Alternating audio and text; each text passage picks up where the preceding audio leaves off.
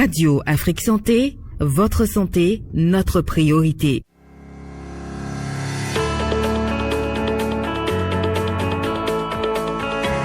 Obésité, insuffisance cardiaque, hypertension, diabète et même cancer, la malbouffe est aujourd'hui accusée de tous ces maux.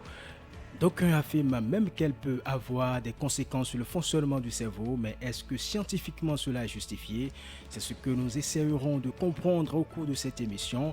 Et pour nous aider à faire la lumière sur cette préoccupation que partagent bon nombre de nos auditeurs, nous avons fait appel au médecin psychiatre, le docteur Racine de Pascal Véou.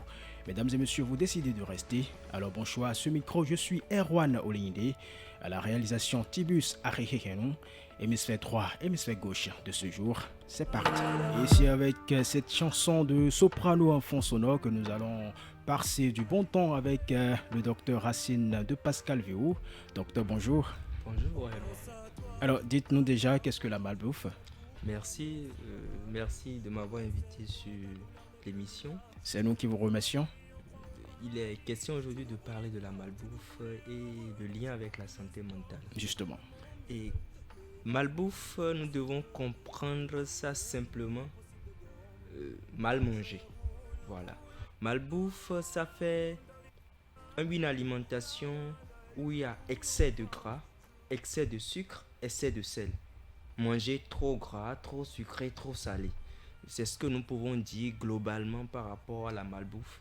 Et quand on parle de malbouffe, on va rapidement vers nos idées, nous envoient vers les fast-food dans ces formes diverses qu'on connaît. En dehors de ça, on pense aussi aux sucreries comme la glace, les yaourts. On pense à plein de choses en excès. Et il faut aussi dire qu'en dehors de tout ce que nous savons, quand nous parlons de malbouffe directement, nous pouvons aussi penser à ce que nous utilisons généralement pour la cuisine à la maison. Les produits trop raffinés, la mauvaise graisse que nous utilisons pour la cuisine, le régime trop salé que nous institutions déjà à la maison, ça fait partie quand même de la malbouffe. Et l'excès de viande rouge, tout ça, nous pouvons compter ça, nous pouvons dire que tout ça est contenu réellement dans ce que nous appelons la malbouffe. Qu'est-ce que la santé mentale? La santé mentale, c'est l'état de bien-être qui permet à l'homme de réaliser son plein potentiel et d'être en équilibre par rapport aux difficultés normales de la vie et arriver à contribuer à quelque chose au niveau social. Donc la santé mentale, c'est vraiment l'équilibre là par rapport aux situations, savoir faire face aux situations de la vie, arriver à réaliser son plein potentiel et être en mesure de contribuer à quelque chose dans la société. C'est ça qu'on appelle la santé mentale en général. Docteur, vous avez défini la malbouffe, vous avez défini la santé mentale, mais tout de suite on ne voit pas le lien. Quel lien peut-il avoir entre santé mentale et la malbouffe? Quand on dit réaliser le plein potentiel, c'est que nous sommes capables d'utiliser correctement nos capacités intellectuelles à bon escient. Oui. Donc nous avons de la ressource intellectuelle que nous pouvons exploiter.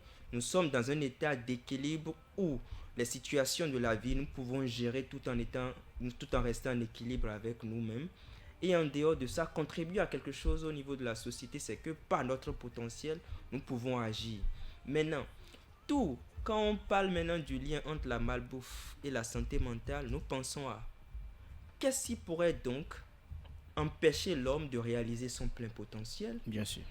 Qu'est-ce qui pourra donc empêcher l'homme de contribuer à quelque chose au niveau social? Qu'est-ce qui pourra donc empêcher l'homme de faire face aux difficultés normales de la vie?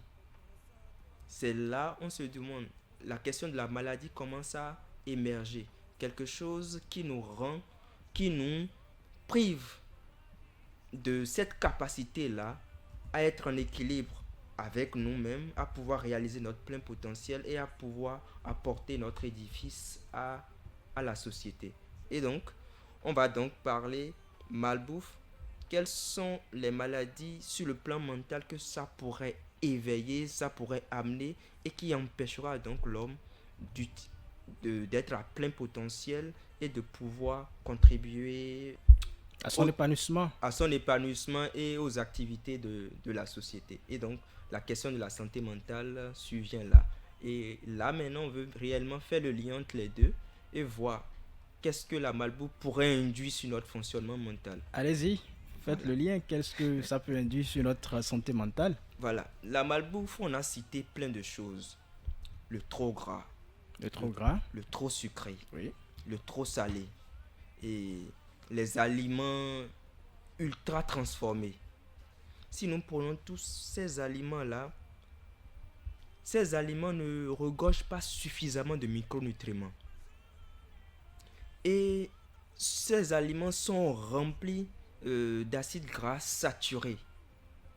Or, notre organisme a besoin, pour son bon fonctionnement, surtout au niveau intellectuel, a besoin de suffisamment de micronutriments, de suffisamment d'acides gras polyinsaturés ou monoinsaturés pour son bon fonctionnement.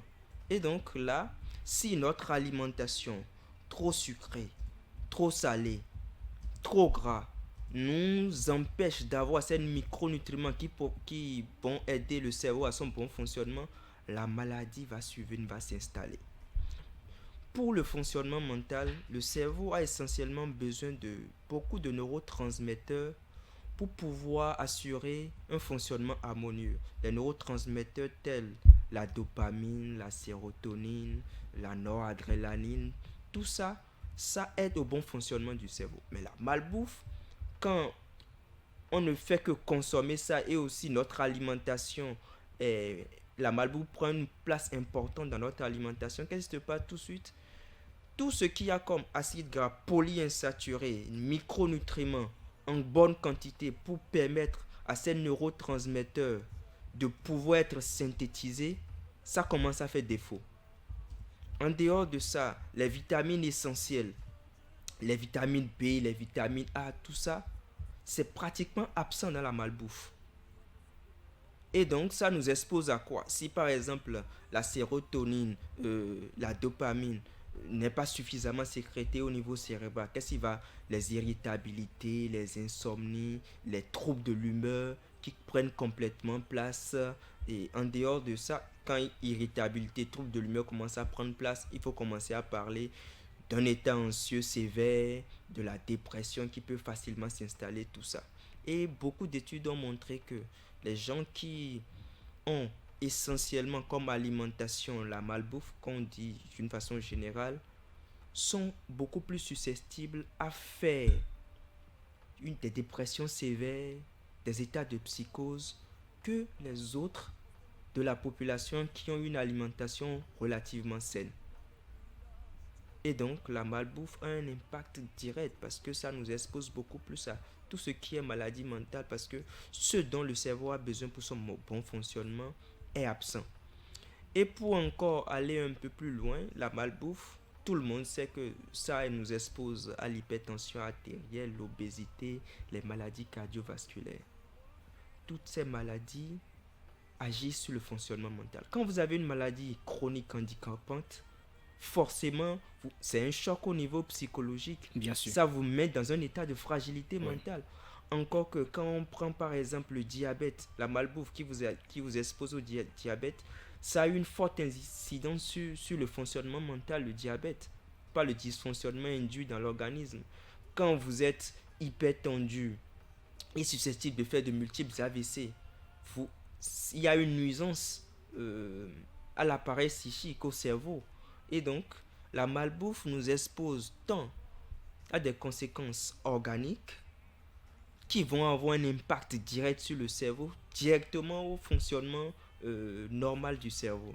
Donc, malbouffe, nous pouvons comprendre toutes ces choses-là. Alors, vous disiez tantôt que la malbouffe nous expose à la dépression, même celle sévère.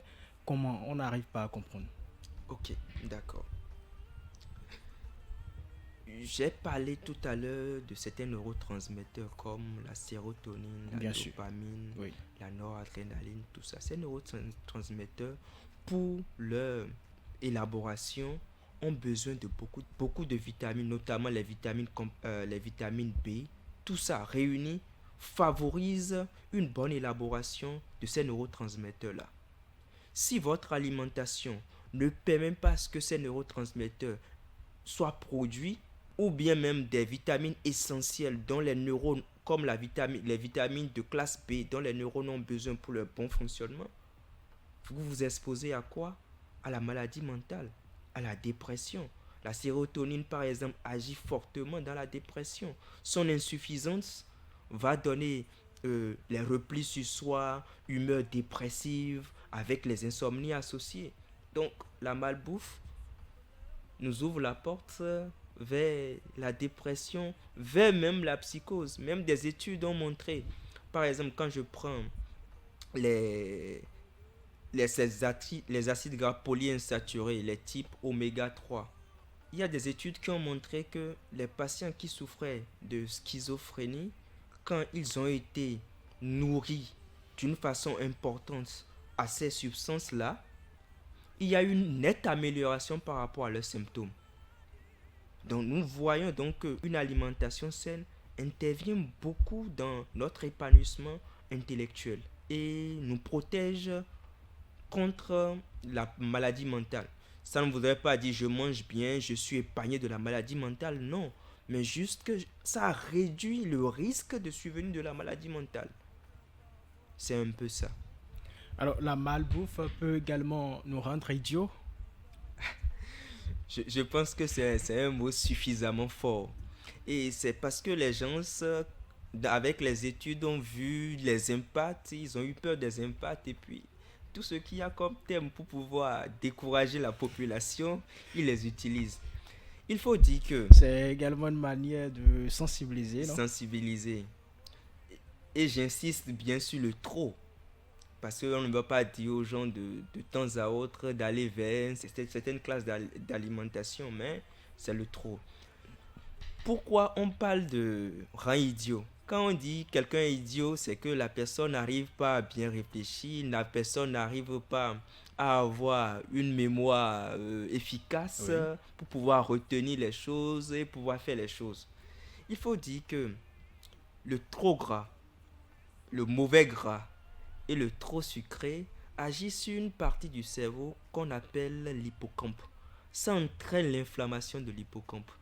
Et l'hippocampe, c'est cette partie au cœur du cerveau qui est responsable de la mémoire. Et donc, si il y a inflammation de l'hippocampe, tout ce qu'il y a comme neurones qui part de ces structures-là du cerveau aussi, il y aura une inflammation de ces neurones-là et qui peut entraîner leur dégénérescence. Et donc, en consommant trop sucré, trop gras, nous nous exposons à des troubles au niveau de la mémoire. Donc, l'enfant va à l'école, il apprend, il n'est pas efficace au niveau intellectuel, on se dit, ah, il y a problème. On se dit même qu'il est paresseux, mais c'est dans son alimentation qu'il y a problème. Donc, c'est sur cette base-là que des auteurs ont fini par dire, ce régime-là, c'est vrai avec des études à l'appui, surtout aux États-Unis, plein d'études, parce que c'est le foyer mondial de l'obésité, du diabète et malbouffe en général.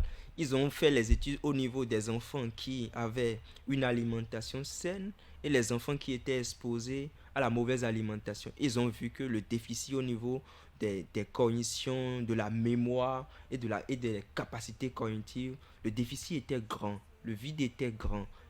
Et donc, ils ont fini par adopter des mots aussi forts. Ça rend idiot, tout ça, mais ça agit vraiment, vraiment sur la mémoire. Et donc, par ce mécanisme scientifique-là, nous sommes exposés aux troubles de la mémoire quand nous mangeons trop de mauvais gras et trop sucré.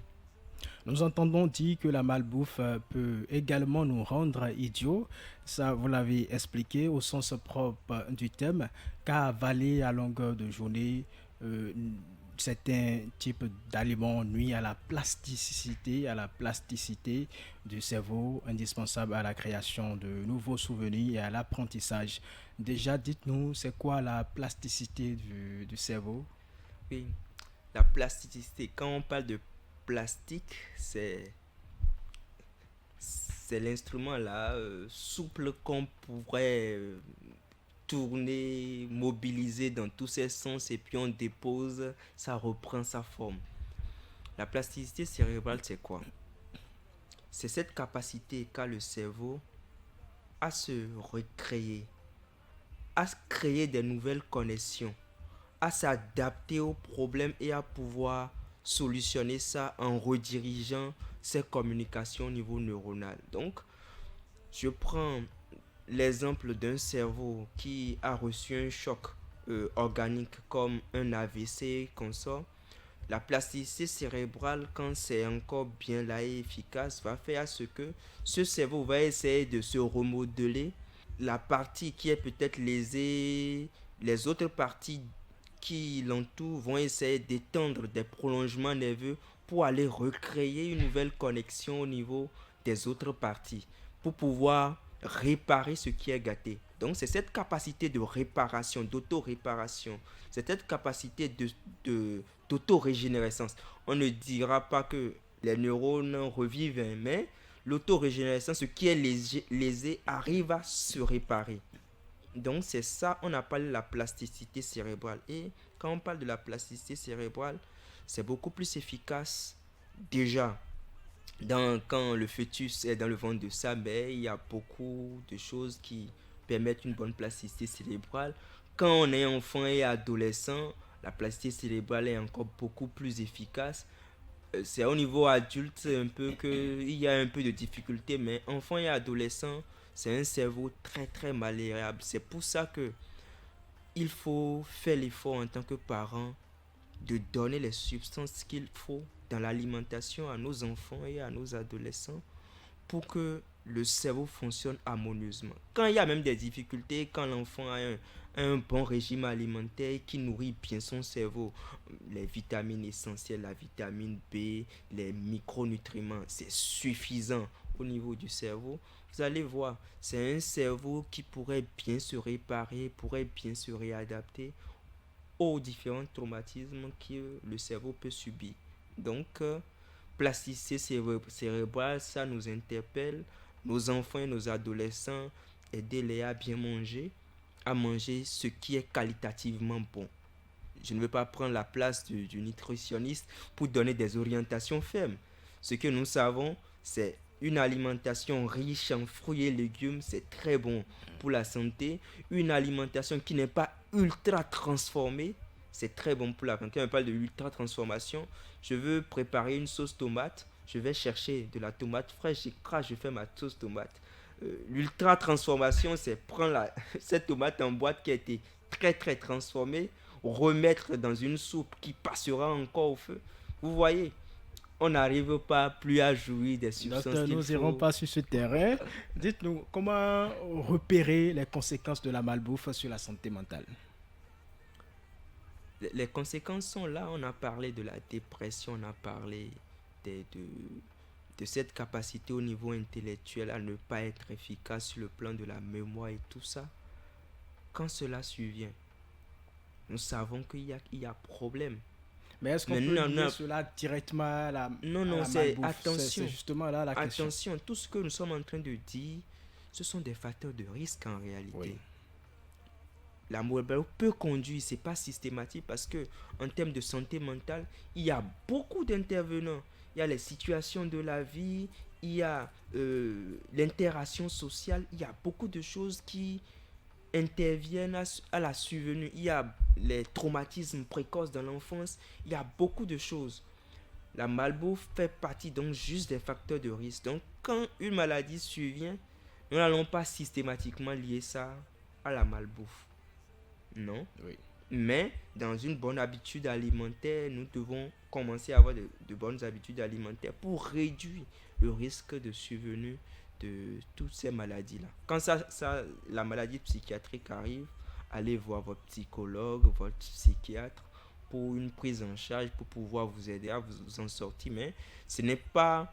vous ne devez pas en même temps auto-culpabiliser et dire non, c'est parce que je mange mal que c'est arrivé. Non, il y a plein de causes à la maladie mentale.